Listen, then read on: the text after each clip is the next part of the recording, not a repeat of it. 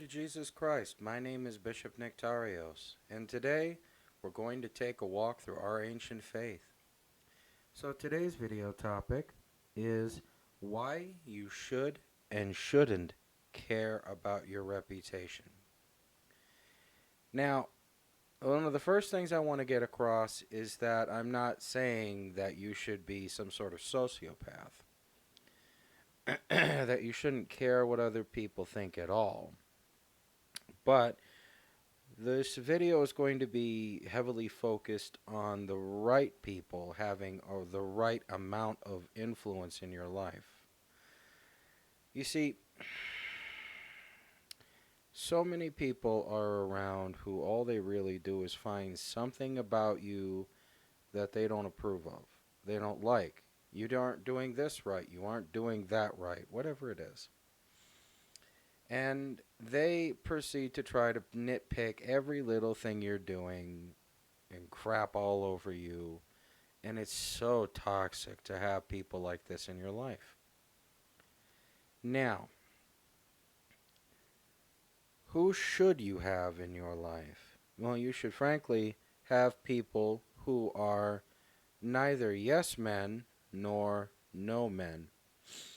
You should have people in your life who celebrate your success, encourage you to do even greater things in your life, who don't get jealous when you have successes, and help pick you up when you have failures. Now, unless you reach the perfect human being, it's unlikely you'll ever reach all of that in one person every time you're ever around them. But the majority of it should be someone who does not begrudge you your successes and encourages you to find even better successes in your life on a daily basis. This is so important because if you surround yourself with people who shoot down your dreams, that's going to affect how you accomplish your dreams. It's going to affect if you accomplish your dreams. And that is so toxic for your heart. So surround yourself with people who will build you up. Those are the people who should have a voice in your life. People that also won't kiss up to you. Those people are the ones that you should go to for advice. Now, the part where you shouldn't care about your reputation at all is because, as I said, everything has people for it and against it, period. You could be the kind of fellow that says, I like, I don't know, pink polka dot ponies. And someone in the crowd is going to jump up and says, you're wrong. It's purple striped ponies. Doesn't matter what. It could be anything. Anything at all. Any topic, any religion, any philosophy, any creed, any job that you might work. Surround yourself with people who are honest, encouraging, loving, and thoughtful people. Those are the people who you should care about. That's where your reputation should speak for itself.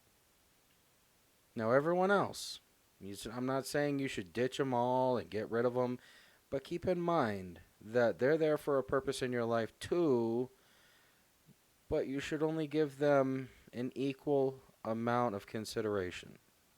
In all things, you should listen to the people that say yes and why, and the people that say no and why, and then come to your decision based on your opinion and the advice that you've taken from those around you. But you shouldn't give the negative voices the overwhelming vote because they'll shoot down your dreams. And you shouldn't give the overwhelmingly always positive voices in your life a vote because they'll encourage you to accomplish something whether you're ready or not, which can result in you crashing and burning. So, your reputation is like a credit check. When you go to accomplish something or do something in your industry, in your family, in your social circle, the reputation that you've established will be your credit check as to whether people think you're even capable of doing something with your life, whether they're willing to trust you with certain things and responsibilities, whether they're willing to back you up, even whether they're willing to believe in you. So your reputation has to have a certain consideration, but it can't have an excessive consideration because you have to be able to act without concern for the opinion of others. If you feel something is right and 100 people tell you you're wrong, but you know it's right, then you have a responsibility to act on what you consider truth and right. If you allow the overwhelming majority of people to try to silence what you believe is right, did you ever believe in it being right then? So, looking at this, this also goes into a similarly related topic, and people might roll their eyes, but let's also tailor in the topic of honor. It's like a cheese word now. It's something that we hear our military say, but it means nothing in our society anymore. And at one point in time, a person's honor was a life or death matter. If an honor was infringed, families, tribes, clans, nations would battle. I mean, blood feuds over a matter of honor. And it wouldn't stop until bodies were on the floor. Nowadays, honor is one of those cheesy little bywords. But when I was growing up, my father taught me that no one can take away your honor, but you can give it away. So you see how we're dovetailing this topic of honor into your reputation. If you say you're going to do something and you have the opportunity and the ability to do it and you do not do as you told people you would, are you behaving honestly and honorably? If you screw over someone, whether they deserve it or not, haven't you just brought yourself down to their level and damaged your reputation and your honor in the process? We don't think about these things anymore because our country, our society doesn't focus on these principles anymore. And we really should, because if more people started to think in terms of their word is their bond, that their honor is just as important as their ability to breathe, then maybe we would have people that were behaving ethically, honestly, lovingly, kindly, and maybe the level of violence would decrease. Now, I never ever want to encourage violence, although in my life I have, obviously, especially in unguarded moments. But what I want you to understand is that imagine for a minute, if you will, that instead of you going out and punching out someone's teeth because they talked bad about you, there was consequences that came from doing that. And I mean real consequences, not our joke of a legal system. But you would initiate a literal blood feud for assaulting and damaging the honor of another family. It would be a far less common event if there were to be real consequences for these kinds of things. And again, I will never advocate for violence, especially violence without a purpose. There is such a thing as self-defense, which I am absolutely okay with, but I mean the kind of violence that we're seeing in today's day and age. And that comes from hopelessness largely, because people are looking around in the society that they grew up being told gave them unlimited opportunities and chances for happiness, and yet they found, well, that's not necessarily the case anymore. Now, we're finding that we're not all going to grow up to become vastly successful people. We're taught to do things that are just wildly unhealthy for us in the name of something we should do. And some of them are truly surprising. How many of us were told to go to college, start a family, which are extremely expensive propositions, and neither of which necessarily guarantees you a job?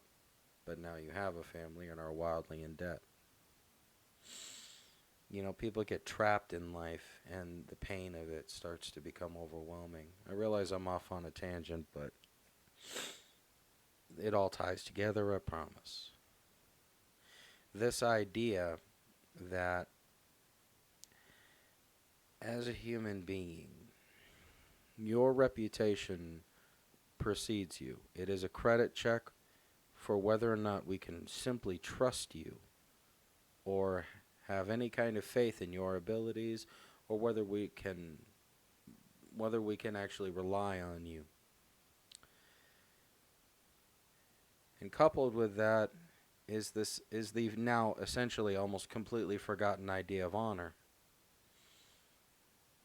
And I barely scratched the surface on what honor means.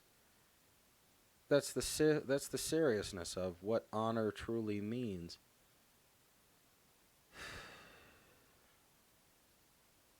And I know criminals that understand honor far better than church-going folk. I know good men who are very poor who understand honor far better than very wealthy people. And probably vice versa.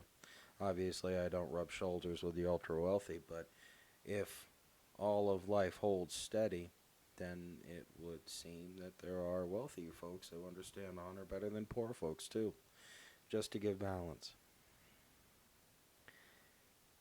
We have to reclaim the understanding of our honor, the value of our word.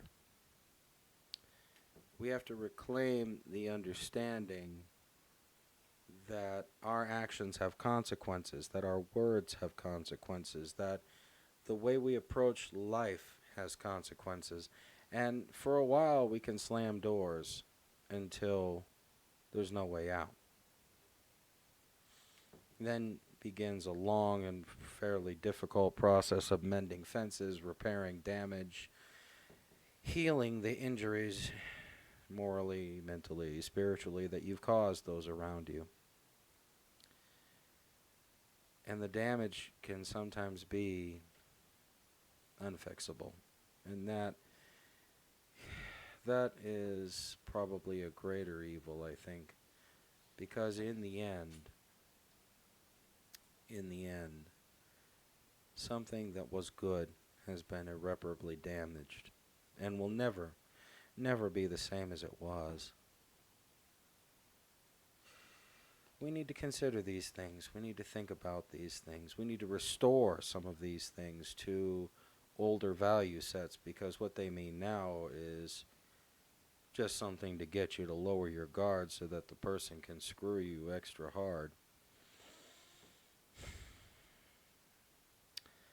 And the problem is that someone has to be the first to be ridiculed for doing it, because now if you go around with those values, you're considered outdated and old-fashioned and ignorant.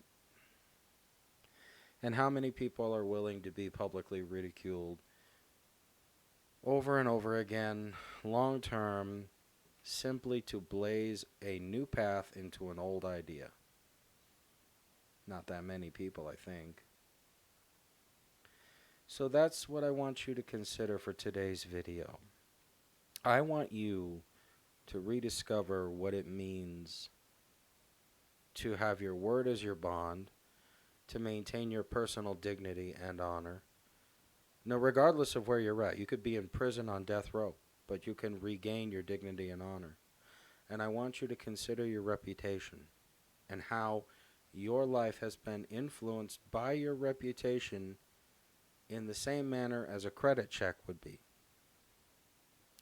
And I want you to think, even if it's just to yourself, even if you never tell anybody else what your thought process has been, I want you to think about how you can work to increase these things, rediscover these things, reinstitute these philosophies and values in your life. regardless of what anyone else says. Who cares what other people think? There's always going to be someone who's going to judge you, and there's always going to be someone who's going to cheer you on. You need to do you. Keep going. That's it for today, folks. Thank you for bearing with me during my absence. I have been in the process of being received into a different Orthodox church, and that process is coming to a close. I've taken this time to kind of rebuild myself a little bit spiritually. This whole thing was very sad, and I believe there's hurt feelings on all sides, which is tragic. You know, now's the time to rebuild myself, to build myself back up, to continue on in my ministry, and to continue on in a life of prayer, because that's what's going to breathe life into my heart and into my soul. So that's it for today. God loves you. I love you. Take care. God bless. We'll talk soon.